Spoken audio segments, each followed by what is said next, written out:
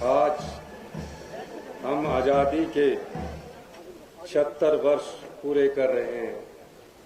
मेरी और प्रदेश सरकार की ओर से आप सभी को स्वतंत्रता दिवस की हार्दिक बधाई। लेकिन हिमाचल प्रदेश के लोगों के लिए जश्न मनाने का यह सही समय नहीं है।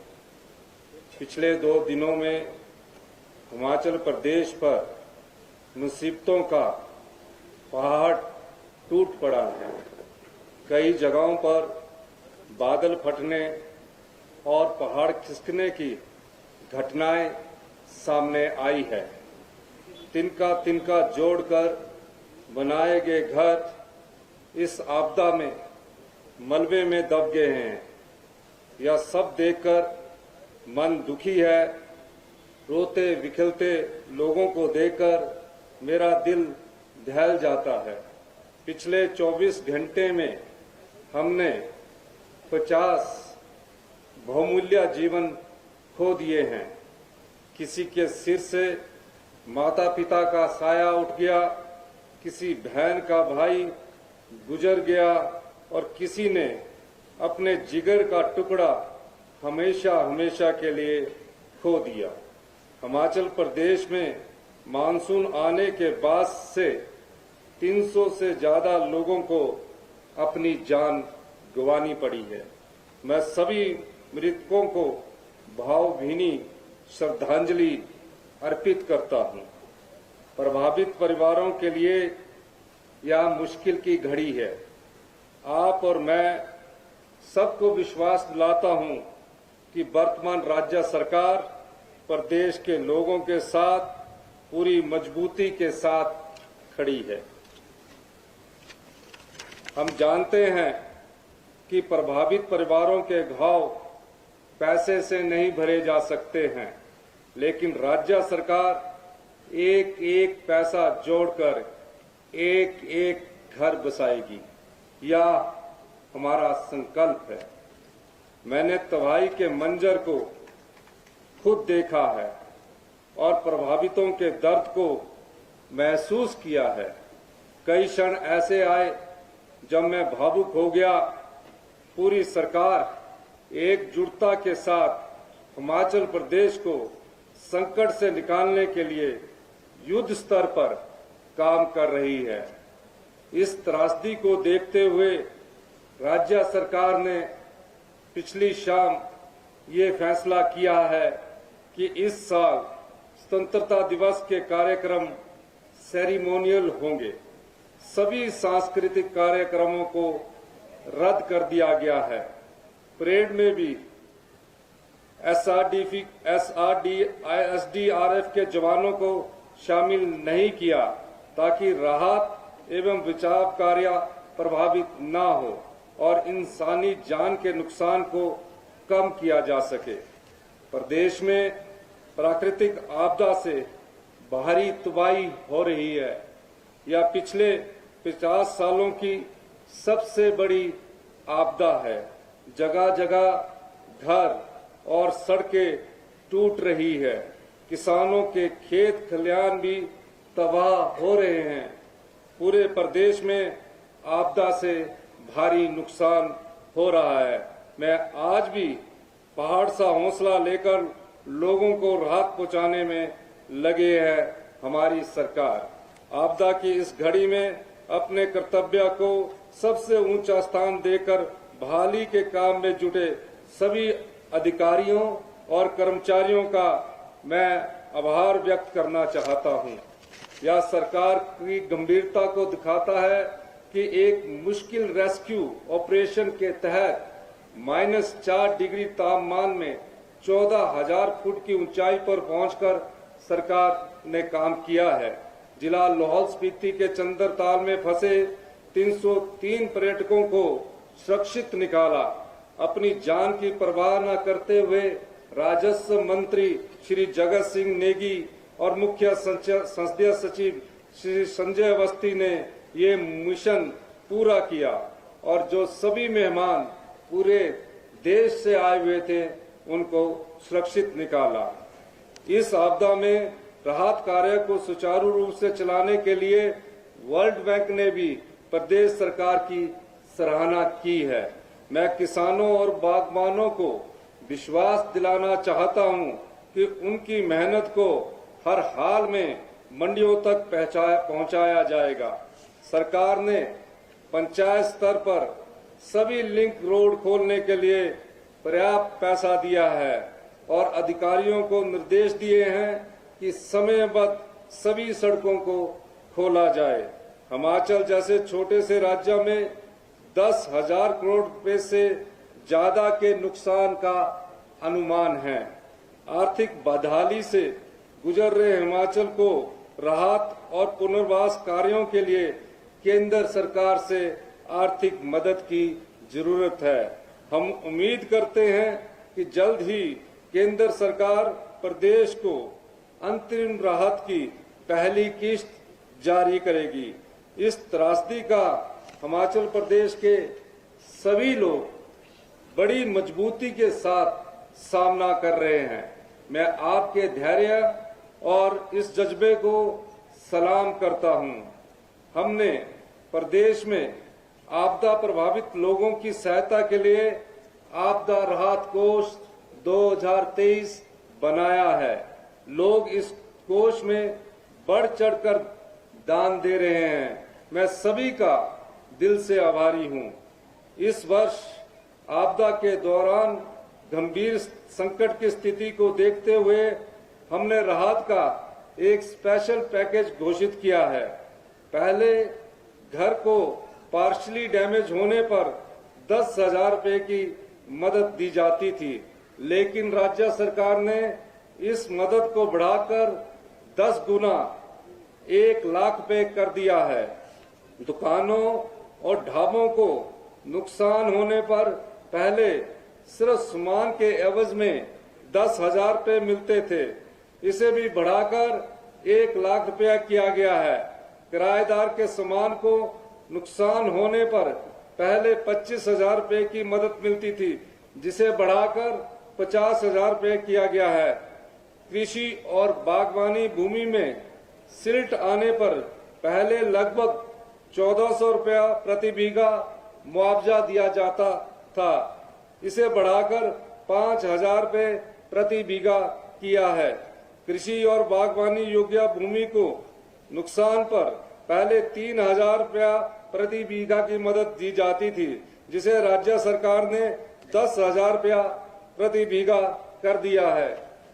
साथ ही आपदा में गाय भैंस की मृत्यु पर मिलने वाले मुआवजे को 37,000 रुपये से बढ़ाकर 55,000 रुपये किया गया है। इसके अलावा भेड़ और बकरी की मौत पर मिलने वाले 4,000 रुपये को बढ़ाकर 6,000 रुपया कर दिया है। हमारी सरकार के मंत्री, एमएलए और प्रशासन आम जनता को तुरंत राहत प्रदान करने के लिए मौके पर पहुंचे। प्रदेश सरकार स्पेशल पैकेज के तहत प्रभावित लोगों को राहत पहुंचाने के लिए 100 करोड़ रुपया खर्च कर रही है।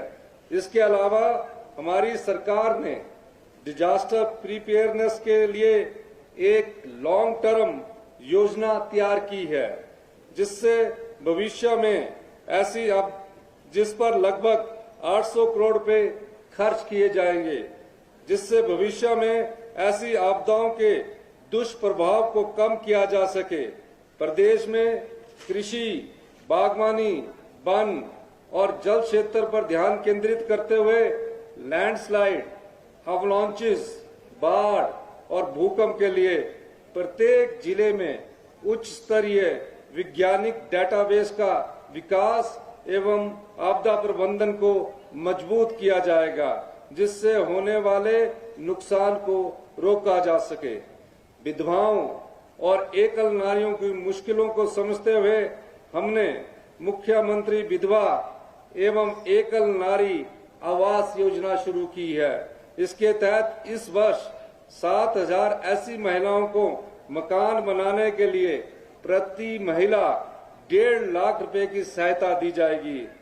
हम स्वतंत्रता दिवस के अवसर पर सभी शहीदों और आजादी की लड़ाई में भाग लेने वाले सभी महानुभावों को याद करते हैं और उन्हें श्रद्धा सुमन अर्पित करते हैं। मैं आपको विश्वास दिलाना चाहता हूं कि प्रदेशवासियों के सहयोग से हम आने वाले 4 वर्षों में हिमाचल प्रदेश को आत्मनिर्भर बनाएंगे और आने वाले 10 साल में हिमाचल प्रदेश देश का सबसे अमीर और समृद्धशाली राज्य होगा। स्वतंत्रता सेनानियों को प्रदेश सरकार द्वारा दी जाने वाली सम्मान राशि को, जिन्होंने आजादी में अपनी कुर्बानियां दी है, को मैं 15,000 रुपये से प्रति माह से बढ़ाकर 25,000 रुपये प्रति माह करने की घोषणा करता हूं। जिन स्वतंत्रता सेनानियों की मृत्यु हो चुकी है, उनकी पत्नियों को प्रदेश सरकार द्वारा दी जा रही सम्मान राशि को भी 15,000 प्रति माह से बढ़ाकर 20,000 रुपये प्रति माह करने की घोषणा करता हूं।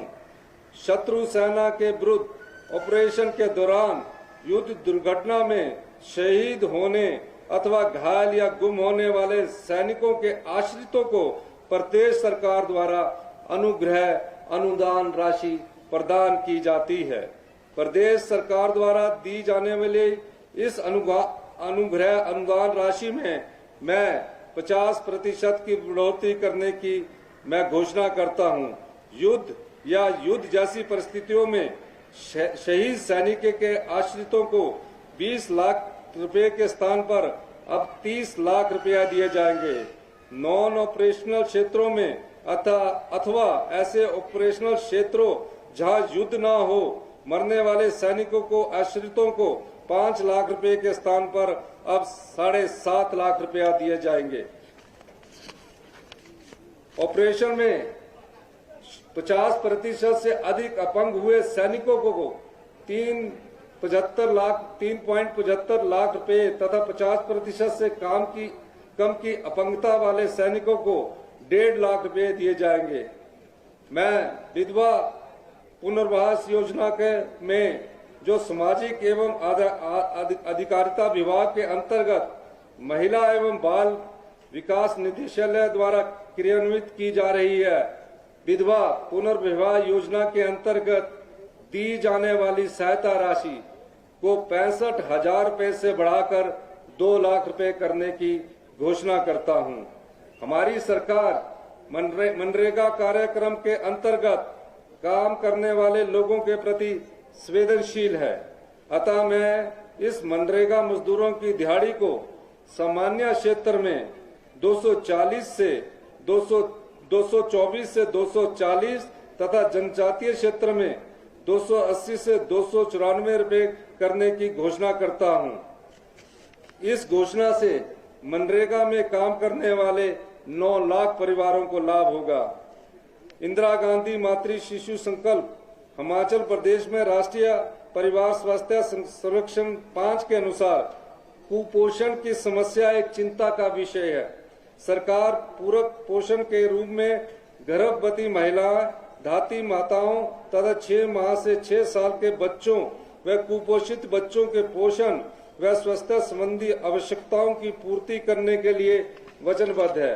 पोषण की कमी से अनेक स्वास्थ्य समस्याएं उत्पन्न होती है, इसलिए सेहतमंद व बीमारी मुक्त जीवन के लिए संतुलित आहार बहुत आवश्यक है।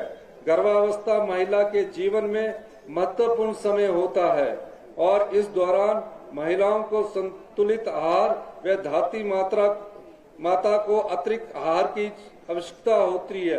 पौष्टिक आहार बच्चों के संपूर्ण विकास और वृद्धिकरण जरूरी है।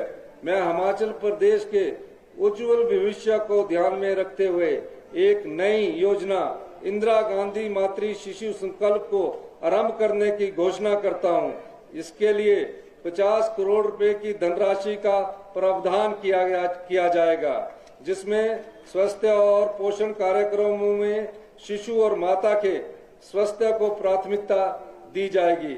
एक स्वस्थ बच्चा एक स्वस्थ राष्ट्र की नींव होता है।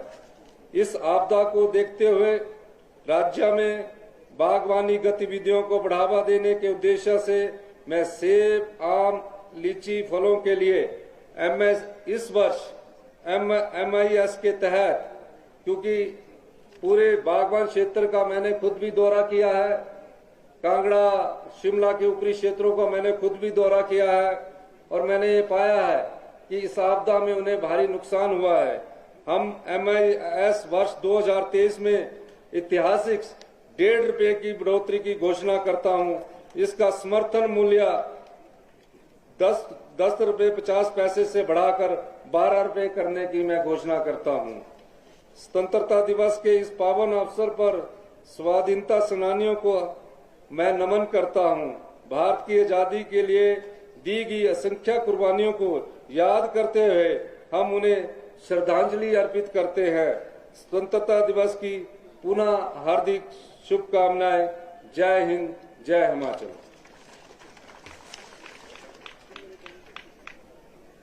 धन्यवाद माननीय मुख्यमंत्री।